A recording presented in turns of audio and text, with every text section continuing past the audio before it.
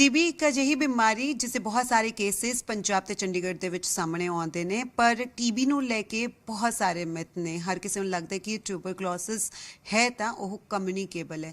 ਹਾਲਾਂਕਿ ਕਿੰਨੇ ਤਰ੍ਹਾਂ ਦਾ ਟੀਬੀ ਹੁੰਦਾ ਹੈ ਤੇ ਇਸ ਤੋਂ ਕਿਵੇਂ ਬਚਿਆ ਜਾ ਸਕਦਾ ਹੈ, ਅੱਜ ਇਸ ਬਾਰੇ ਤੁਹਾਡੇ ਨਾਲ ਜਾਣਕਾਰੀ ਸਾਂਝੀ ਕਰਾਂਗੇ। ਸਾਡੇ ਨਾਲ ਪੀਜੀਆਈ ਦੇ ਸੀਨੀਅਰ ਡਾਕਟਰ ਨੇ पल्लव राय जी, नाल ही साडे नाल सीनियर डॉक्टर ने सुनील सेठी जी।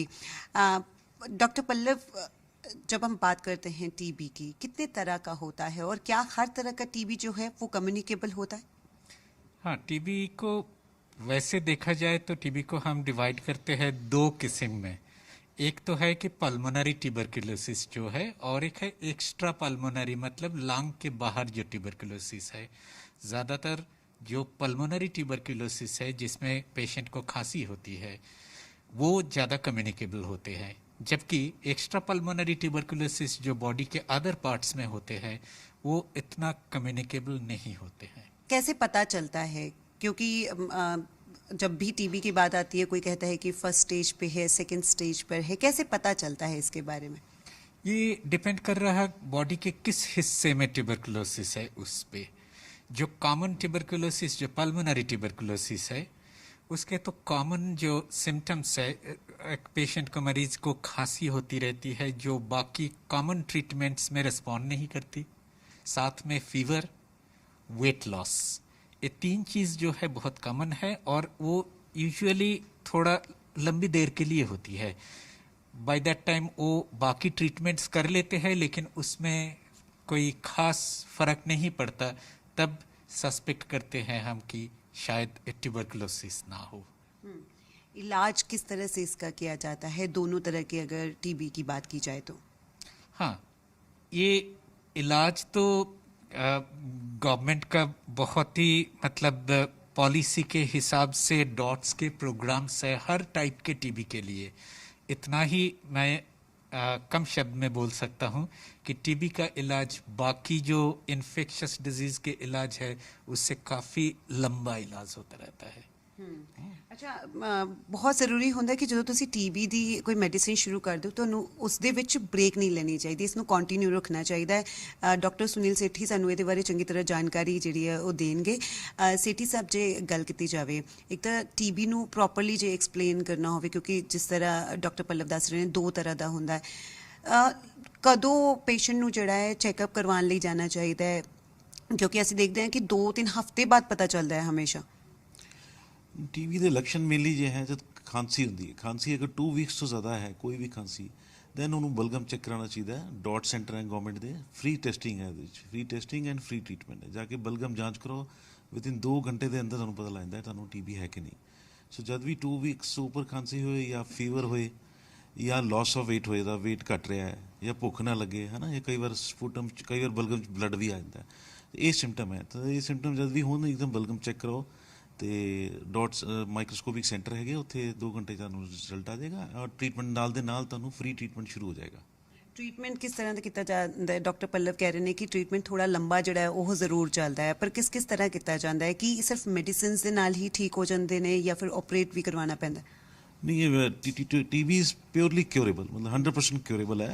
ਸੈਂਸਿਟਿਵ ਟੀਬੀ ਜਿਹੜੀ ਹੈ ਜਿਹੜੀ 6 ਮਹੀਨੇ ਦੀ ਦਵਾਈ ਹੁੰਦੀ ਹੈ ਉਹਦੇ 'ਚ, ਤੇ ਪਹਿਲੇ 2 ਮਹੀਨੇ 4 ਦਵਾਈਆਂ, ਫਿਰ 4 ਮਹੀਨੇ 3 ਦਵਾਈਆਂ। अगर ये बंदा नहीं छड्डदा दवाई, अगर वो 100% क्योर हो जाता है। लेकिन प्रॉब्लम ये है लोग छड्ड दिंदे दवाई, जब दवाई छड्ड दिंदे हैं फिर टीबी ट्रीट करना मुश्किल हो जाता है। फिर उन्होंने होर 10 अगर दोबारा ट्रीट करना है, ड्रग रजिस्टेंस डेवलप हो जाती है। फिर ड्रग रजिस्टेंस डेवलप हो जाती है तो 10-15 दवाइयां लेनी पैंदियां। सो ਉਹਦੇ ਜਿਹੜਾ सक्सेस रेट है डेट इज 60%। ओके, सो एक है कि 9 महीने की ड्यूरेशन है ड्रग रजिस्टेंस, एक है 18 to 20 months। ओके, से इस वास्ते दवाई छड़नी नहीं है, दवाई लो, TB is purely curable.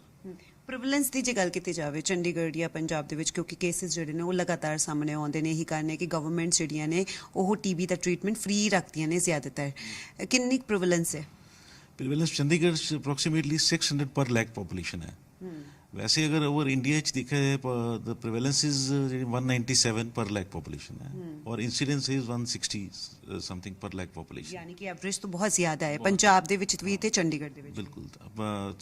TB is now because of Covid pandemic also TB the proper services ਨਹੀਂ ਹੋ ਸਕੀਆਂ, ਦਵਾਈ ਨਹੀਂ ਦੇ ਸਕੇ ਲੋਕਾਂ ਨੂੰ, ਤੇ ਜਾਂਚ ਨਹੀਂ ਹੋ ਸਕੀ, ਤਾਂ ਇਸ ਵਾਸਤੇ टीबी ਥੋੜੀ ਵੱਧ ਗਈ ਹੈ।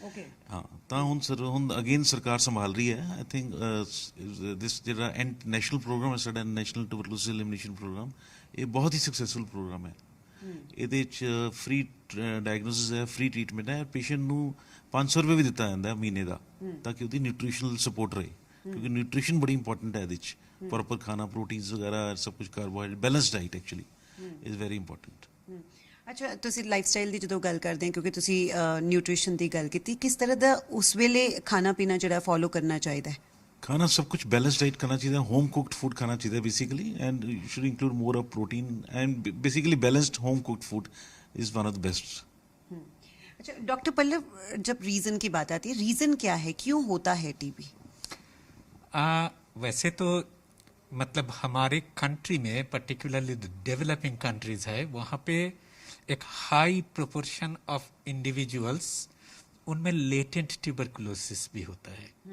लेटेंट मतलब वो ट्यूबरकुलोसिस के जो कीटाणु है वो शरीर में कहीं पे है लेकिन अभी तक वो बीमारी नहीं पैदा की सो इन केसेस में जब भी कोई न्यूट्रिशनल डिफिशियंसी या कोई और जो जिसको हम कहते हैं कि बॉडी में इम्यूनिटी कम हो जाती है तब वो ऑर्गेनिजम्स मल्टीप्लाई करके फिर ये बीमारी पैदा करते हैं सो वैसे तो लेटेंट ट्यूबरकुलोसिस से जो एक्चुअल ट्यूबरकुलोसिस डिजीज में जो कन्वर्शन है उसके लिए कोई सारे फैक्टर्स है जिन फैक्टर्स जब इकट्ठे हो जाते हैं तब लेटेंट ट्यूबरकुलोसिस से फिर ट्यूबरकुलोसिस डिजीज में वो कन्वर्ट हो जाते हैं ਅੱਛਾ ਡਾਕਟਰ ਸੇਠੀ ਜਦੋਂ ਅਸੀਂ ਗੱਲ ਕਰਦੇ ਹਾਂ ਲਾਈਫ ਸਟਾਈਲ ਦੀ ਤਾਂ ਕਹਿੰਦੇ ਨੇ ਕਿ ਤੰਬਾਕੂ ਖਾਣਾ ਜਾਂ ਫਿਰ ਸਮੋਕ ਕਰਨਾ ਇਹ ਵੀ ਕਾਰਨ ਕਈ ਵਾਰ ਸਾਹਮਣੇ ਆਉਂਦੇ ਆ ਟੀਬੀ ਦੇ ਇਹ ਸਾਰੇ ਰਿਸਕ ਫੈਕਟਰ ਹੈ ਸਮੋਕਿੰਗ ਐਲਕੋਹਲ ਇਹਦੇ ਨਾਲ ਬੇਸਿਕਲੀ ਉਹੀ ਹੈ ਐਲਕੋਹਲ ਵਗੈਰਾ ਨਾਲ ਇਮਿਊਨਿਟੀ ਘੱਟ ਹੋ ਜਾਂਦੀ ਹੈ ਐਂਡ ਪੇਸ਼ੈਂਟਸ ਜਿਹੜੇ ਡਾਇਬਟੀਜ਼ ਹੈ HIV ਪੇਸ਼ੈਂਟਸ ਹੈ ਬੱਚਿਆਂ ਨੂੰ ਇਹ ਹਾਈ ਰਿਸਕ ਪੋਪੂਲੇਸ਼ਨ ਹੈ ਜਿਹਨਾਂ ਨੂੰ TB ਹੋ ਸਕਦੀ ਹੈ ਕਿਉਂਕਿ ਜਿਵੇਂ ਇਮਿਊਨਿਟੀ ਘੱਟ ਹੋਏਗੀ ਬਿਕੋਜ਼ 50% ਪੋਪੂਲੇਸ਼ਨ ਜਿਹੜੀ ਸਾਡੀ ਕੰਟਰੀ ਦੀ ਹੈ ਆਲਰੇਡੀ ਕੈਰਿੰਗ ਐਕਸਪੋਜ਼ਡ ਹੈ TB ਤੇ ਜਿਵੇਂ ਥੋੜੀ ਇਮਿਊਨਿਟੀ ਘੱਟ ਹੋਈ ਜਾਂ ਕੋਈ ਜੈਨੇਟਿਕ ਫੈਕਟਰ ਹੈ ਜਿਵੇਂ ਦੱਸਿਆ ਮੈਂ ਡਾਇਬਟੀਜ਼ ਹੈ ਜਾਂ ਸਮੋਕਿੰਗ ਐਲਕੋਹਲ ਆਲ ਦੀ ਰਿਸਕ ਫੈਕਟਰ ਨਾਲ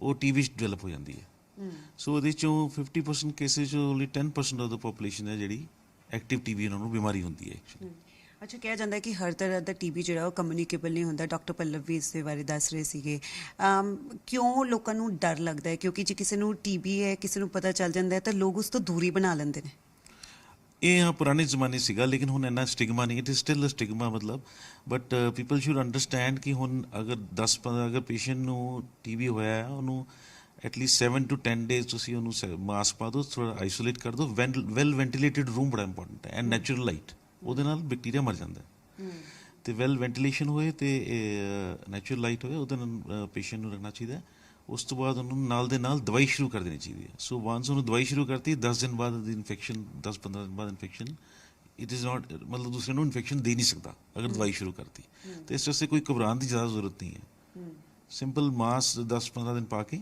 you patient should start the treatment first day and then the transmissibility ਜਿਹੜੀ ਹੈ ਉਹ ਘੱਟ ਜਾਂਦੀ ਹੈ ਬਹੁਤ ਅਸੀਂ ਬਹੁਤ ਵਾਰ ਦੇਖਦੇ ਹਾਂ ਜਦੋਂ ਕੋਈ ਐਡ ਵੀ ਚੱਲ ਰਹੀ ਹੁੰਦੀ ਹੈ ਉਹਦੇ ਵਿੱਚ ਕਈ ਵਾਰ ਦਿਖਾਇਆ ਹੁੰਦਾ ਹੈ ਕਿ ਬਹੁਤ ਵੱਡਾ ਮੂੰਹ ਤੇ ਲਿੰਫ ਨੋਡਸ ਜਿਹੜੇ ਨੇ ਉਹ ਹੋ ਜਾਂਦੇ ਨੇ ਬੋਡੀ 'ਚ ਅਲੱਗ-ਅਲੱਗ ਉਸ ਤੋਂ ਵੀ ਕਿਤੇ ਨਾ ਕਿਤੇ ਲੋਕ ਡਰਦੇ ਨੇ ਇਹ ਲਿੰਫ ਨੋਡ ਜਿਵੇਂ ਡਾਕਟਰ ਪੱਲਵ ਨੇ ਦੱਸਿਆ ਕਿ ਲਿੰਫ ਨੋਡ ਬੋਡੀ ਦੇ ਕਿਸੇ ਪਾਰਟ 'ਚ ਵੀ TB ਹੋ ਸਕਦੀ ਹੈ ਸਿਰ ਤੋਂ ਲੈ ਕੇ ਅੱਖਾਂ ਤੋਂ ਲੈ ਕੇ ਲਿੰਫ ਨੋਡ ਤੋਂ ਲੈ ਕੇ ਪੇਟ ਜਿੱਥੇ ਮਰਜ਼ੀ ਬੋਨ TB ਵੀ ਹੁੰਦੀ ਹੈ ਤੇ ਜਿਹੜੀ ਇਹਨੂੰ ਕਹਿੰਦੇ ਲਿੰਫ ਨੋਡ ਗਾਠਾਂ ਪੈ ਜਾਂਦੀਆਂ ਇਹ ਟ੍ਰਾਂਸਮਿਟ ਨਹੀਂ ਹੋ ਸਕਦੀ ਸਿਰਫ ਫੇਫੜੇ ਵਾਲੀ ਜਿਹੜੀ ਬਿਮਾਰੀ ਹੈ ਫੇਫੜੇ ਜੀ ਹੋਈ ਹੈ that is 80% that is ਉਹ ਟ੍ਰਾਂਸਮਿਟ ਹੁੰਦੀ ਹੈ ਲੰਗਸ ਦੀ ਜਿਹੜੀ ਰਹਿੰਦੀ ਹੈ ਜਿਹੜੀ ਬਾਕੀ ਹੈ ਉਹ ਟ੍ਰਾਂਸਮਿਟ ਨਹੀਂ ਹੁੰਦੀ ਜਿਵੇਂ ਡਾਕਟਰ ਪੱਲਵ ਨੂੰ ਐਕਸਟਰਾ ਪਲਮਨਰੀ ਕਹਿੰਦੇ ਆ ਉਹਨੂੰ ਤੇ ਉਹ ਲਿੰਫ ਨੋਡ ਹੈ ਉਹਦਾ ਵੀ ਪ੍ਰੋਪਰ ਟ੍ਰੀਟਮੈਂਟ ਲੈ ਲਓ ਇਟ ਵਿਲ ਬੀ ਕਿਉਰਡ ਅਸੀਂ ਬਹੁਤ ਵਾਰ ਦੇਖਦੇ ਹਾਂ ਜਿਨ੍ਹਾਂ ਨੂੰ TB ਹੁੰਦਾ ਨਾ ਉਹਨਾਂ ਨੂੰ ਸਾਹ ਦੀ ਬੜੀ ਜ਼ਿਆਦਾ ਦਿੱਕਤ ਜਿਹੜੀ ਉਹ ਆ ਜਾਂਦੀ ਹੈ ਉਹ ਇਸ ਵਾਸਤੇ ਹੈ ਕਿਉਂਕਿ TB ਬੇਸਿਕਲੀ ਜਿਹੜਾ ਲੰਗ ਨੂੰ ਇਫੈਕਟ ਕਰਦਾ ਜਿਹੜਾ ਮੈਂ ਬੈਕਟੀਰੀਆ ਹੈਗਾ ਲੰਗ ਨੂੰ ਇਫੈਕਟ ਕਰਦਾ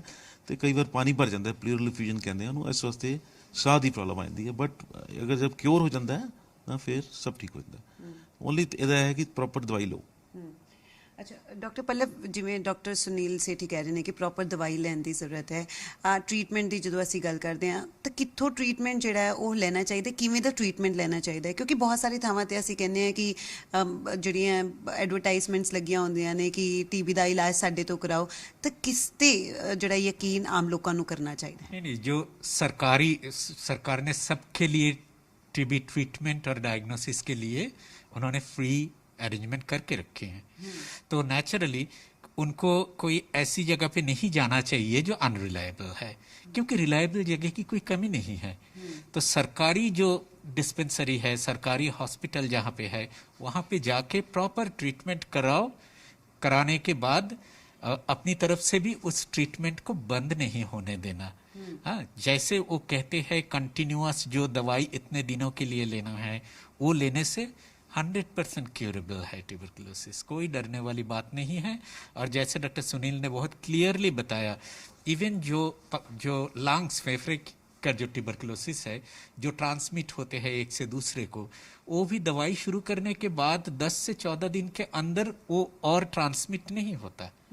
सो उस पेशेंट से दूर रहने वाली बात नहीं रहती है। और ਓਕੇ ਡਾਕਟਰ ਸੇਠੀ, ਇੱਕ ਵਾਰ ਦੱਸੋ ਕਿ ਲਾਈਫ ਸਟਾਈਲ ਕਿਸ ਤਰ੍ਹਾਂ ਦਾ ਫੋਲੋ ਉਸ ਟਾਈਮ ਕਰਨਾ ਚਾਹੀਦਾ, ਕਿਉਂਕਿ ਸਾਹ ਦੀ ਜਿਹੜੀ ਹੈ ਉਹ ਦਿੱਕਤ ਆ ਜਾਂਦੀ ਹੈ। ਜਿਵੇਂ ਤੁਸੀਂ ਕਹਿ ਰਹੇ ਹੋ ਕਿ ਪ੍ਰੋਟੀਨ ਜਿਹੜਾ ਉਹ ਜ਼ਿਆਦਾ ਤੋਂ ਜ਼ਿਆਦਾ ਲੈਣਾ ਚਾਹੀਦਾ ਹੈ, ਕਿਉਂਕਿ ਬਹੁਤ ਸਾਰੇ ਲੋਕਾਂ ਨੂੰ ਵੋਮਿਟ ਬਹੁਤ ਹੁੰਦੀ ਹੈ ਇਸ ਵੇਲੇ ਜਦੋਂ ਉਹਨਾਂ ਦਾ ਮੈਡੀਸਿਨ ਜਿਹੜਾ ਹੈ ਸ਼ੁਰੂ ਹੁੰਦਾ ਹੈ, ਤੇ ਉਦੋਂ ਉਹਨਾਂ ਨੂੰ ਵੋਮਿਟ ਜਿਹੜੀ ਹੈ ਬਹੁਤ ਜਿਹੜੀ ਹੈ ਜ਼ਿਆਦਾ ਹੁੰਦੀ ਹੈ। ਐਕਚੁਅਲੀ ਜਿਹੜੀ ਡਾਈਟ ਹੈ, ਡਾਈਟ ਰਿਗਾਰਡਿੰਗ ਮਤਲਬ high protein diet and home cooked food लेना चाहिए first of all this thing. So diet should be like this, should not go out, मतलब जंक फूड वगैरह नहीं खाना चाहिए फर्स्ट थिंग। ਤੇ ਸੈਕਿੰਡ ਤੁਸੀਂ ਕਹਿ ਰਹੇ ਹੋ ਕਿ ਐਕਸਰਸਾਈਜ਼ ਵਗੈਰਾ ਕਰਨੀ ਚਾਹੀਦੀ ਹੈ ਜਾਂ ਨਹੀਂ, ਕਿਉਂਕਿ ਸਾਹ ਦੀ ਬੜੀ ਦਿੱਕਤ ਹੈ। Definitely walk and all should be there, normal healthy behaviour ਹੈ ਦੈਟ ਸ਼ੁਡ ਬੀ ਫੋਲੋਡ, ਹੈ ਨਾ, after once you start the treatment. So there is nothing much to worry about it. Nausea ਦੀ ਗੱਲ ਕਰ ਰਹੇ, ਜਿਹੜੀ ਵੋਮਿਟਿੰਗ ਹੁੰਦੀ ਹੈ, ਉਹ ਦਵਾਈਆਂ ਜਦ ਲੈਂਦੇ ਸ਼ੁਰੂ 'ਚ ਥੋੜੀ ਜਿਹੀ ਪ੍ਰੋਬਲਮ ਆਉਂਦੀ ਹੈ, ਬਿਕੋਜ਼ ਬੋਡੀ ਐਕਸੈਪਟ ਕਰਨ ਨੂੰ ਟਾਈਮ ਲੱਗਦਾ ਹੈ। ਸੋ ਇੱਕ ਵਾਰ ਦਵਾਈਆਂ ਨੋਜ਼ੀਆ ਵੋਮਿਟਿੰਗ ਦੀ ਦਵਾਈਆਂ ਲੈ ਲਈ, ਤੁਸੀਂ ਡਾਕਟਰ ਕੋਲ ਜਾਓ, ਉਹ ਤੁਹਾਡਾ ਡਰਗ ਮੋਡੀਫਾਈ ਕਰਦਾ ਹੈ ਨਾ। ਜਿਵੇਂ ਕਈ ਵਾਰ LFT ਵੱਜ ਜਾਂਦੇ ਆ, ਉਹ ਵੀ ਰੈਗੂਲਰ ਮੋਨੀਟਰ ਹੁੰਦੇ ਆ, ਤਾਂ ਦਵਾਈਆਂ ਚੇਂਜ ਕਰਦੇ ਆ, ਦੈਨ ਸੈਟਲ ਹੋ ਜਾਂਦਾ। ਲੇਕਿਨ ਇਹ ਨਹੀਂ ਤੁਸੀਂ ਦਵਾਈ ਛੱਡ ਦਿਓ। ਕਈ ਲੋਕ ਘਬਰਾ ਕੇ ਦਵਾਈ ਛੱਡਦੇ ਆ, ਦੈਨ ਪ੍ਰੋਬਲਮ ਆ ਜਾਂਦਾ। TB ਫਿਰ ਮੁਸ਼ਕਿਲ ਹੁੰਦੀ ਹੈ ਕਿਉਰ ਕਰਨੀ। ਬਹੁਤ ਬਹੁਤ ਧੰਨਵਾਦ। ਤਾਂ ਬੜੀ ਜਿਹੜੀ ਹੈ ਇੰਪੋਰਟੈਂਟ ਇਨਫੋਰਮੇਸ਼ਨ ਸਾਂਝੀ ਕੀਤੀ ਹੈ ਡਾਕਟਰਸ ਨੇ ਕਿ TB ਇੱਕ ਤਾਂ ਡਰਨ ਦੀ ਜ਼ਰੂਰਤ ਨਹੀਂ ਹੈ, ਪੂਰੀ ਤਰ੍ਹਾਂ ਕਿਉਰੇਬਲ ਹੈ। ਨਾਲ ਹੀ ਇਹ ਕਿਹਾ ਹੈ ਕਿ ਜਦੋਂ ਤੁਸੀਂ ਇੱਕ ਵਾਰ ਦਵਾਈ ਸ਼ੁਰੂ ਕਰਦੇ ਹੋ ਤਾਂ ਉਸਨੂੰ ਵਿੱਚੋਂ ਬ੍ਰੇਕ ਨਹੀਂ ਦੇਣੀ, ਯਾਨੀ ਕਿ ਛੱਡਣੀ ਨਹੀਂ, ਜੇ ਤੁਸੀਂ ਪੂਰੀ ਤਰ੍ਹਾਂ ਠੀਕ ਹੋਣਾ। ਕੈਮਰਾਮੈਨ ਪ੍ਰਮੋਦ ਨੇਗੀ ਦੇ ਨਾਲ ਨਿਤਿਕਾ ਮਹੇਸ਼, VC ਮੀਡੀਆ, ਚੰਡੀਗੜ੍ਹ।